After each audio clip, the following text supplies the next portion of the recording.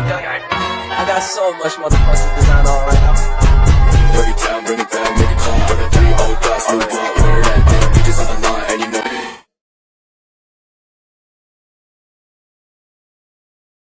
Bismillahirrahmanirrahim. Assalamualaikum warahmatullahi wabarakatuh.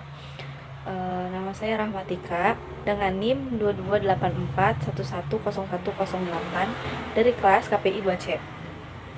Saya membuat video ini ingin mempresentasikan UAS tafsir dakwah.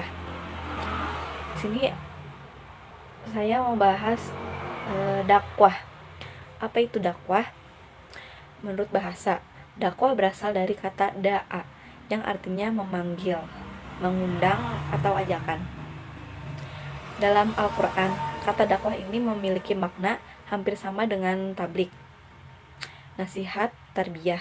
Namun jika dikaji lebih mendalam, kata-kata tersebut memiliki makna dan penggunaan yang berbeda.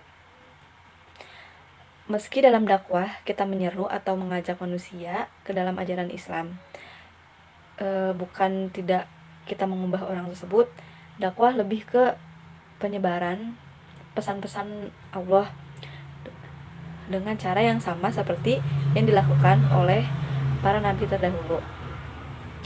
Allah Subhanahu wa Ta'ala juga berfirman dalam surat An-Nahl ayat 125 yang artinya, serulah manusia kepada jalan Tuhanmu dengan hikmah dan pengajaran yang baik, dan berdebatlah dengan mereka dengan cara yang baik, dengan bahasa yang baik, tutur kata yang baik.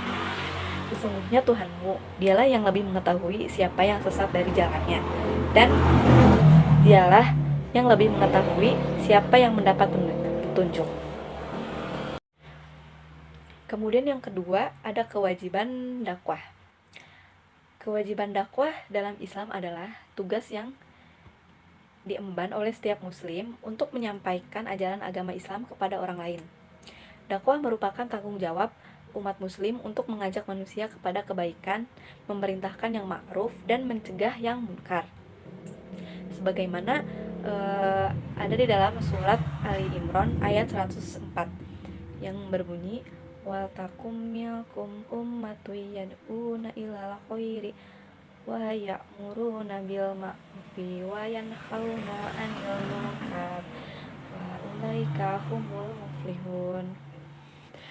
Yang artinya, hendaklah ada di antara kamu segolongan orang yang menyeru kepada kebajikan, menyuruh berbuat yang ma'ruf, dan mencegah dari yang munkar. Mereka itulah orang-orang yang beruntung. Kemudian yang ketiga, ada tujuan dakwah. Tujuan dakwah dalam Islam adalah untuk mendekatkan manusia kepada Allah, memperbaiki akhlak dan perilaku mereka, serta membimbing mereka menuju kehidupan yang lebih baik di dunia dan di akhirat. Dakwah juga bertujuan untuk menyebarkan pesan-pesan Islam, mengajak orang lain memahami ajaran agama Islam, dan memperbaiki masyarakat secara keseluruhan, sebagaimana ada di dalam surat Al-Baqarah ayat 185. Kemudian yang keempat, ada materi dakwah. Materi dakwah meliputi segala hal yang berkaitan dengan ajaran agama Islam, seperti keimanan, ibadah, akhlak, hukum-hukum Islam, kisah para nabi dan rasul, dan nilai-nilai moral. Materi dakwah harus disampaikan dengan cara yang mudah dipahami, relevan dengan kebutuhan masyarakat, dan disesuaikan dengan konteks, zaman, dan tempat. Kearifan inilah digambarkan di dalam surat An-Nahl ayat 125 yang berbunyi, ud'u ila sabili rabbika bil hikmati wal mau'izatil hasanah wajadilhum billati ahsan inna rabbaka huwa a'lamu biman dhalla an sabili wa huwa a'lamu bil muhtadin. Ayat ini menjelaskan tentang ajakan berdakwah kepada Allah Subhanahu wa Ta'ala dan mentaatinya dengan cara al-hikmah, al-mau'idoh, al-hasanah, dan al-mujadalah. 3 model dakwah ini menarik untuk dibahas. Dakwah ini bukanlah mengajak jasad, tapi ruh dan akal. Kemudian yang kelima, ada sasaran objek dakwah.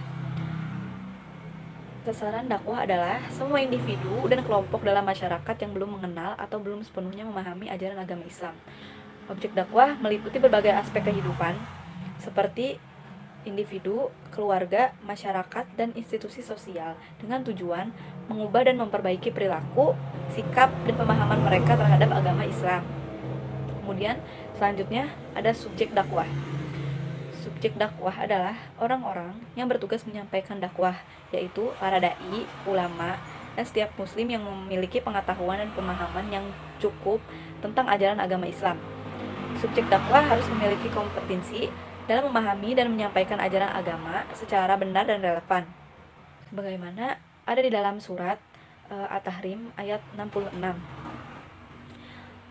Yang artinya, wahai orang-orang yang beriman, peliharalah dirimu dan keluargamu dari api neraka, yang bahan bakarnya adalah manusia dan batu, menjaganya malaikat-malaikat yang kasar dan keras, yang tidak durhaka kepada Allah terhadap apa yang Dia perintahkan kepada mereka, dan selalu mengerjakan apa yang diperintahkan. Selanjutnya ada metode dan strategi dakwah. Metode dan strategi dakwah dapat bervariasi tergantung pada konteks dan sasaran dakwah. Beberapa mode dakwah yang umum digunakan meliputi penyampaian ceramah, penggunaan media massa, pendekatan personal, penggunaan teknologi informasi, pemberian contoh nyata, dan pembentukan kelompok studi agama. Strategi dakwah harus disesuaikan dengan karakteristik masyarakat yang dituju dan harus mengedepankan kebijaksanaan, kesabaran, dan hikmah. Tentang sabar, sebagaimana ada di surat Ar-Rum ayat 60 yang di dalamnya membahas Nabi Muhammad diminta oleh Allah agar bersabar menghadapi orang-orang kafir yang telah tertutup hatinya, yang mengingkari Allah dan serta menuduh kaum beriman telah menyampaikan dan melakukan kebohongan. Oleh karena itu, Nabi dan kaum muslimin tidak boleh dibuat bingung dan gelisah oleh keingkaran dan bantahan orang-orang kafir tersebut. Kemudian Nabi SAW pun diminta untuk tabah dan jangan berhenti dalam menyampaikan dakwah tersebut dan melaksanakan kebenaran Al-Quran. Kemudian yang terakhir, yang ke-8, ada etika berdakwah. Etika berdakwah, dakwah ini harus dilakukan dengan menjunjung tinggi nilai-nilai etika Islam seperti kejujuran, kesopanan, sikap saling menghormati, dan tidak melakukan pemaksaan atau kekerasan dalam menyebarkan ajaran agama. Etika dakwah juga mencakup sikap sabar, tawadu, rendah hati, dan kesediaan untuk menerima pendapat dan kritik dari orang lain.